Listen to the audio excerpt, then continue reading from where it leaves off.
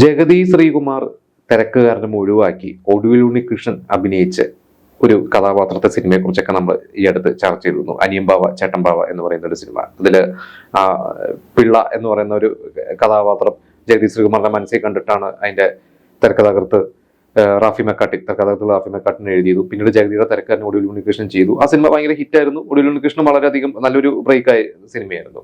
ഇതുപോലെ തന്നെ ഇന്നസെന്റ് ചില തിരക്കുകാരനും റിജക്റ്റ് ചെയ്ത് അത് മറ്റൊരു നടനെ അഭിനയിച്ച് സൂപ്പർ ഹിറ്റായി ആ നടന്റെ കരിയറിൽ ഒരു വലിയൊരു ടേണിംഗ് പോയിന്റ് ആയ ഒരു സിനിമയൊക്കെ ഉണ്ട്. ഞാൻ അതിനെക്കുറിച്ചാണ് ഇന്ന് നിങ്ങളോട് ഡിസ്കസ് ചെയ്യാൻ പോകുന്നത്.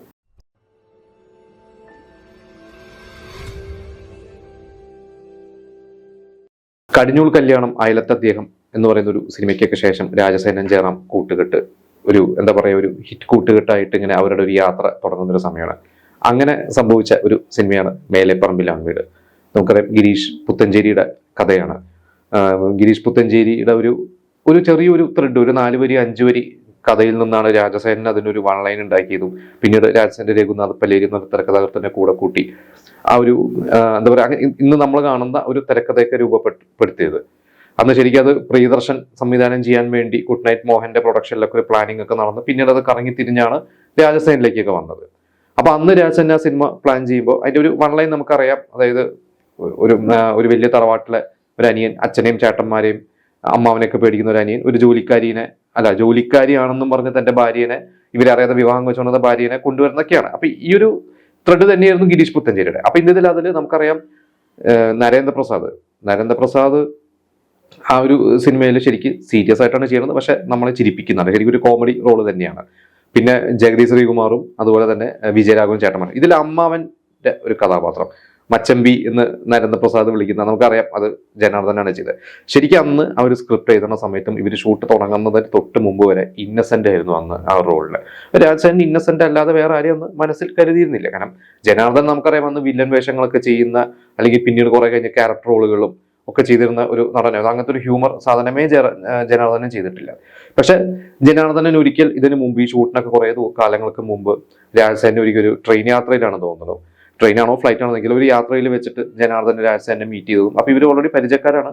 അപ്പൊ ജനാർദ്ദൻ ചോദിച്ചു, രാജസേന്റെ അടുത്ത് ചോദിച്ചു, നിങ്ങളെ എന്നെ ഒന്നും അഭിനയിക്കാൻ വിളിക്കുന്നില്ലല്ലോ എന്ന് വെച്ചപ്പോൾ രാജസേൻ പറഞ്ഞു, ഞാനിങ്ങനെ കോമഡി സിനിമകളൊക്കെ ചെയ്യണമെന്ന് ചേട്ടന് പറ്റിയ ഒരു റോളില്ല. സ്വാഭാവികമാണ്, നമുക്കൊരു സീരിയസ് റോളോ അല്ലെങ്കിൽ വില്ലൻ വേഷമൊക്കെ ചെയ്യുന്ന ഒരു നടനെ എന്നും ആ ഒരു ഇമേജിലാണ് എല്ലാവരും കാണുന്നത്. ഒരു കോമഡി കഥാപാത്രത്തോട് പെട്ടെന്ന് ചിന്തിക്കില്ല. ഇന്ന് പിന്നെയും കുറെ മാറ്റങ്ങളൊക്കെ വരുന്നത് നമുക്കറിയാം. ബാബുരാജിനെ സോൾട്ട് ആൻഡ് പെപ്പറിൽ കാസ്റ്റ് ചെയ്തതും പിന്നീട് ഒരുപാട് മാറ്റങ്ങൾ. ഇപ്പൊ കോമഡി ചെയ്യുന്നവരെ വില്ലനാക്കുകയും വില്ലൻ ചെയ്യുന്നവരെ കോമഡി വേഷത്തിലേക്ക് നമ്മൾ കാണുന്നതൊക്കെ ഇപ്പൊ കുറച്ച് കാലങ്ങളായിട്ട് സംഭവിക്കുന്നുണ്ട്. പണ്ട് അത്രം പരീക്ഷണങ്ങളൊക്കെ ഒന്നും സംവിധായകർ ശ്രമിച്ചിരുന്നില്ല. അപ്പൊ ഇതിന്റെ ഒരു ഷൂട്ടിംഗ് കാര്യങ്ങൾ നിൽക്കുന്ന സമയത്താണ് ഇന്നസെന്റ് രാജസേനെ വിളിച്ചിട്ട് പറയണത്, എനിക്ക് ഇതേ ഡേറ്റിൽ ഒരു സിനിമ, അതായത് സാക്ഷാൽ ശ്രീമാൻ ചാത്തുണ്ണി എന്ന് പറയുന്ന സിനിമ, അതിൽ നമുക്കറിയാം ജഗദീഷും ബൈജു ഉണ്ട്, പക്ഷെ അതിൽ ഇന്നസെന്റ് ആണ് ടൈറ്റിൽ റോളിൽ വരുന്നത്, ഒരു ഭൂതം വരുന്നത്. ആ സിനിമ നിങ്ങൾ എല്ലാവരും കണ്ടിട്ടുണ്ട്, നല്ല രസമുള്ള സിനിമയാണത്. അപ്പൊ ഇന്നസെന്റ് പറഞ്ഞു, എനിക്ക് ഇതിലൊരു സിനിമ ഇങ്ങനെ വന്നിട്ടുണ്ട്, അതിൽ ഞാനാണ് ടൈറ്റിൽ റോള്, അത് നിങ്ങൾ എന്നെ വിളിച്ച അതേ ഡേറ്റിൽ തന്നെയാണ് തന്നെ, ഞാൻ എന്താ ചെയ്യേണ്ടത് എന്ന് വെച്ചപ്പോൾ രാജസേനൻ പറഞ്ഞു, ചേട്ടൻ അത് ചെയ്തോളാം, കുഴപ്പമില്ല, കാരണം ഇതിൽ ഒരു സൈഡ് റോൾ ആണല്ലോ, മറ്റേതിലൊരു മെയിൻ ലീഡ് റോൾ തന്നെയാണ്, അപ്പൊ ചേട്ടൻ അത് ചെയ്തോളാം, കുഴപ്പമില്ല എന്ന് പറഞ്ഞ് ഇന്നസെന്റ് ആ സിനിമയിൽ നിന്ന് ഒഴിവായി. ഇന്നസെന്റ് ഒഴിവായി കഴിഞ്ഞപ്പോൾ രാജസേനൻ ഇനി എന്ത് ചെയ്യുമെന്ന് പറഞ്ഞപ്പോഴാണ് പെട്ടെന്ന് രാജസേനൻ ജനാർദ്ദന്റെ മുഖം മനസ്സിലേക്ക് വരണം. ഉടനെ രഘുനാഥ് പല്ലേരിയുടെ അടുത്ത് പോയിട്ട് ഇങ്ങനെ എനിക്ക് ഒരു ഹോട്ടൽ റൂമിൽ താമസിക്കുന്നത്, നേരെ രഘുനാഥ് പല്ലേരിയുടെ അടുത്ത് പോയിട്ട് പറഞ്ഞു, ഇങ്ങനെ ജനാർദ്ദനാണെങ്കിൽ എങ്ങനെയുണ്ടോ അങ്ങനെ ഇന്നസെന്റ് പിന്മാറി എന്ന് പറഞ്ഞു കഴിഞ്ഞപ്പോൾ ഇവർക്ക് ആദ്യം കുറച്ച് ബുദ്ധിമുട്ടുണ്ടായിരുന്നു. പിന്നീട് എനിക്കൊന്നും എന്റെ നിർമ്മാതാവിനെയൊക്കെ വിളിച്ച് സംസാരിച്ചു, മാണി സി കാപ്പനെയൊക്കെ വിളിച്ച് സംസാരിച്ചു. ലാസ്റ്റ് ഇവര് ജനാർദ്ദനെ തന്നെ തീരുമാനിച്ചു. അപ്പൊ രാജസേനന്റെ ഒരു ധൈര്യമായിരുന്നു. രാജസേന അങ്ങനെ തീരുമാനിച്ചു, ജനാർദ്ദനെ ഉറപ്പിച്ചു.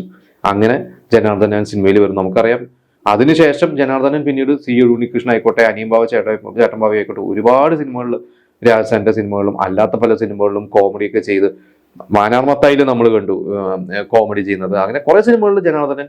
അപ്പൊ അന്ന് ഈ പറഞ്ഞ പോലെ തന്നെ ചിലവരുടെ നഷ്ടം ചിലവരുടെ നേട്ടം ആവും എന്ന് പറയുന്ന പോലെ അന്ന് ഇന്നസെന്റ് ചെയ്തിരുന്നെങ്കിൽ ചിലപ്പോൾ ഇന്നസെന്റ് ചെയ്യുന്ന സിനിമകളിൽ ഒരു സിനിമ തന്നെയായി മാറും. അതിന് ഭയങ്കര വ്യത്യസ്തമൊന്നും ചിലപ്പോൾ സിനിമയ്ക്ക് സംഭവിക്കില്ലായിരിക്കും. പക്ഷെ ജനാർദ്ദനൻ ചെയ്തു കഴിഞ്ഞപ്പോൾ ആ സിനിമയ്ക്ക് അത് വേറൊരു തരത്തിലോട്ടുള്ള ഒരു അനുഭവമായിരുന്നു പ്രേക്ഷകർക്ക് കിട്ടിയത്. അപ്പോൾ എന്തായാലും ഇന്നസെന്റ് ആയിരുന്നെങ്കിൽ ആ സിനിമ ഇന്നസെന്റ് ആയിരുന്നോ നല്ലത്, അതോ ജനാർദ്ദൻ തന്നെ ആയിരുന്നോ എന്ന് നിങ്ങൾക്ക് തോന്നുന്നത് എന്താണെന്ന് വെച്ചാൽ അതും നിങ്ങൾ നമ്മോട് ഷെയർ ചെയ്യുക.